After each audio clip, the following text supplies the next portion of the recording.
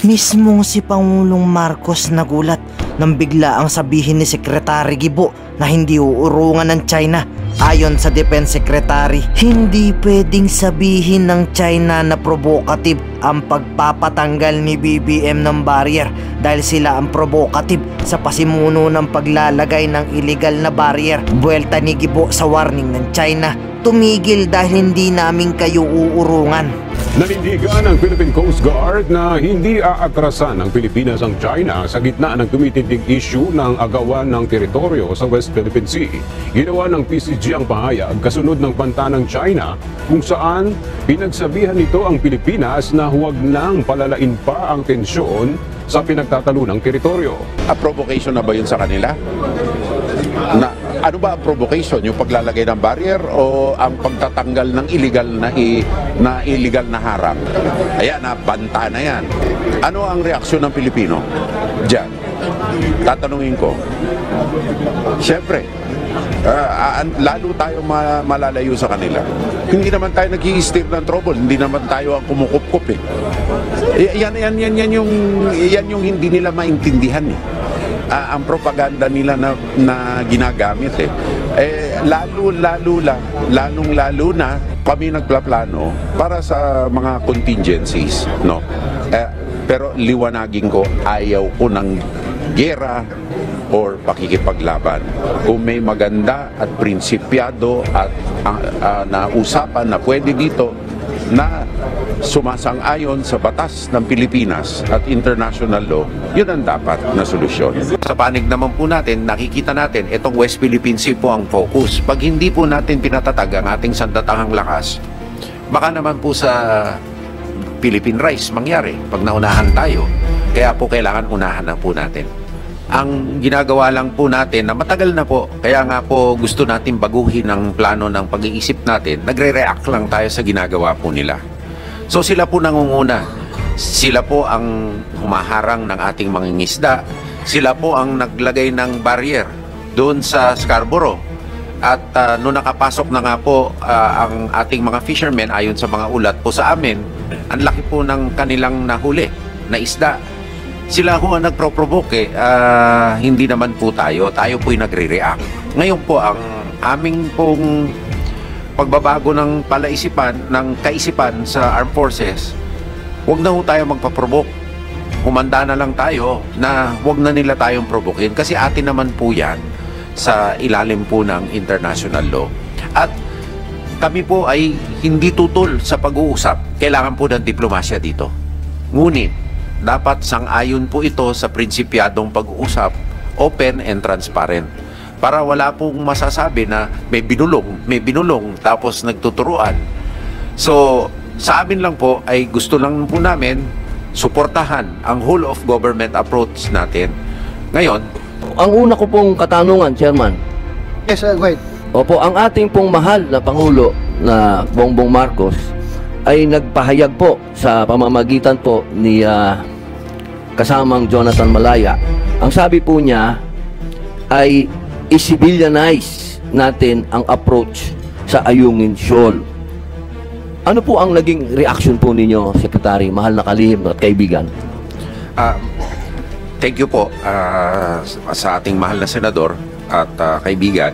At asahan nyo po, kami po ay naninindigan din sa ating demokrasya. Ginagalang po namin ang tayo po ninyo at sa panig po namin, akseptado po namin na trabaho po ng kagalang-galang na Senado na siyasatin talaga lahat ng posisyon. Meron lang po talagang mga ibang mga third party na binabaliktad ang mga mensahe ho natin at pilit po tayong pinagsasabong kahit wala namang sabungan. Kaya ako po ay nagsasabi sa harapan ng madla na wala pong nanggagaling sa amin na pagsalungat sa kahit anumang senador dahil ginagalang po namin ang mandate. Yung ibig sabihin po siguro ng ating Pangulo na i-civilianize ito ay hindi naman po mawawala ang military component. Ngunit ito talaga ay para magkaroon tayo ng epektibong jurisdiction and control over this. No? Ngunit ang katunayan lang po, military vessel po ang nandoon, yung BRP Sierra Madre. Kaya kailangan po na aming ipagpatuloy ang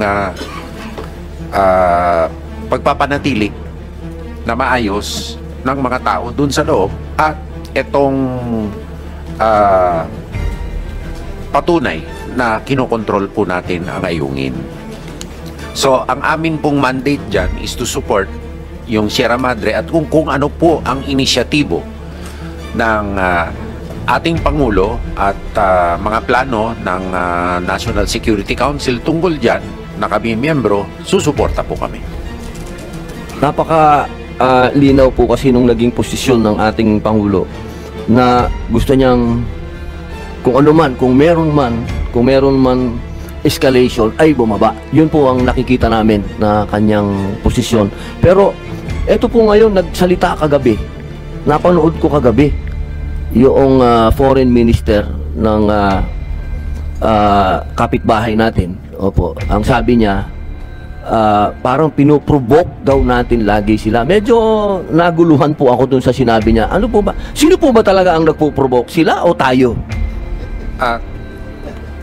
Sa mahal nating kaibigan, Senador, hindi po tayo nagpro-provoke sa kanila. Mahal na kalihim, umaasa po tayo na itong init ng passion na ito ay bababa. At saka po, ang mahirap po sa Department of National Defense o AFP, pag sarado ho ang isip. Kailangan ho bukas ho ang isip natin. Kasi nagpapalit ho mayroon tayong independent foreign policy. Hindi lang ho natin sinisiyasat ang ating mga kalaban, kundi kahit kaalyado. At dapat bukas ang mata natin. Kaya mahirap ho ang sarado ang isip. So, kami po ay bukas ang isip sa lahat po. Ang pinakamahirap po sa foreign schooling ngayon ay hindi po yung situation, ngunit personal ko pong ini-interview lahat po na mag-i-schooling at tinitignan ko ang research proposal po nila. Basta, let's just make this clear na lahat ng bugso ng damdamin, lahat ng init ng pananalita, na lahat ngayon, ito'y hindi pagbubunga sa pagmamahal natin sa China, hindi sa pagmamahal natin sa Amerika, kundi sa pagmamahal natin sa Pilipinas, ating inang bayan. Di ba? Whatever. Minsan, sa init ng nagkabakbaka na, pero isa lang common denominator noon. Nagagalit, tumatapang dahil mahal ang bansang Pilipinas. Hindi mahal yung ibang bansa. So ganoon lang dapat, nagkaisa tayo dito. Wala tayong ibang agenda dito kundi protektahan yung ating soberenya. Opo, tama po, Chairman, kasi syempre alam niyo po yung ang sitwasyon ng ating bansa ngayon sa loob ng Asia. Alam ko po, alam naman po yan ng aking mahal na kaibigan na medyo nahuhuli talaga tayo sa lahat po ng usapin. Sa lahat ng usapin po. Militarily, economically, lahat po ano. Kaya napakahalaga na magkaroon tayo ng magagandang relasyon sa ating mga kapitbahay. Sapagkat kahit naman pong saang lugar, ano, kapag merong nag-aaway na magkakapitbahay doon, lalayo ka eh. Ayoko dyan. Mga madamay ako dyan. Ganun po eh. Sana hindi ko po hinihingi sa inyo na maging mabait kayo. Hindi po. Lalo po kayo dapat maging mabangis sa usapin na ito. Pero wag natin isarado po yung ating mga sarili. Maraming salamat po. Mahal na kalihim. Kasi dito po sa sinabi niya, tayo daw ang naghahanap ng gulo. Gulo dun nito. Meron po akong isang lamang po. Kasi sabi niyo, maghanda po tayo. Yun po ang matagal na po naming sinasabi, mahal naming kalihim sa ating mga kababayan, na sana ay gawin na nga natin talaga yung paghahanda. Pero hindi po namin nararamdaman, una dito po sa bulwagan ng Senado, sapagkat hanggang ngayon po nakabingit pa rin yung aming mandatory ROTC.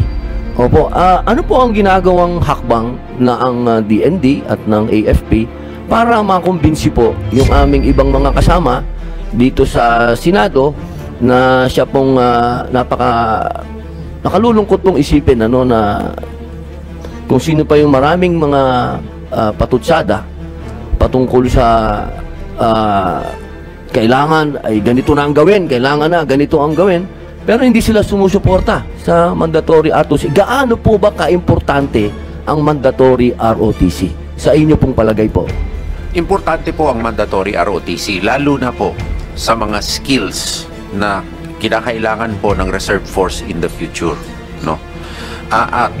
Inuutos ko nga po sa Sandatahang Lakas na pag-isipan mabuti ang ating reserve force structure kasi ngayon po wala po tayong TONE sa reserve force structure. At baka kailangan po natin ng mas marami pang reserve forces sa Navy at saka sa Air Force. Kasi ang isang theory na binibigay po nila, katulad po ng World War II nung araw, ang default mechanism magre-reserve po sa mamumundok. Wala na po tayong pagbubundukan dito at pag abutan ho tayo dito ng kalaban sa lupa, mahirap na po ang delikado na estado natin, no? Kaya hinahanda po namin ang organisasyon na tumanggap ng reserve force. At saka may comment ho sa ang ating kasama na sana po mapalitan ng nomenclature ng ROTC para ang mga ekspektasyon ng mga bata ay hindi umangat. Kasi hindi po lahat yan magiging opisyal. Kailangan ho may sundalo. Kaya gawin na lang ho, mandatory military training na lang ho. Ngayon, we choose the best. Kasi po this is a truth also po. Doon po sa skills na kinakailangan. Kasi po ang PMA, 1 degree lang po yan. Bachelor of Science lang po. Kailangan po ng multidisciplinary na armed force kasi kailangan natin ng computer science dyan. Kailangan po natin ng engineering, project management, psychology, international relations para ho sa skills. Galing ho yan sa OCS, sa Reserve Force at sa ROTC. So, hindi lang po para sa Reserve Force ang ROTC, ngunit pang-fill up ng ating mga tinyente sa regular force. So, importante po ang ROTC.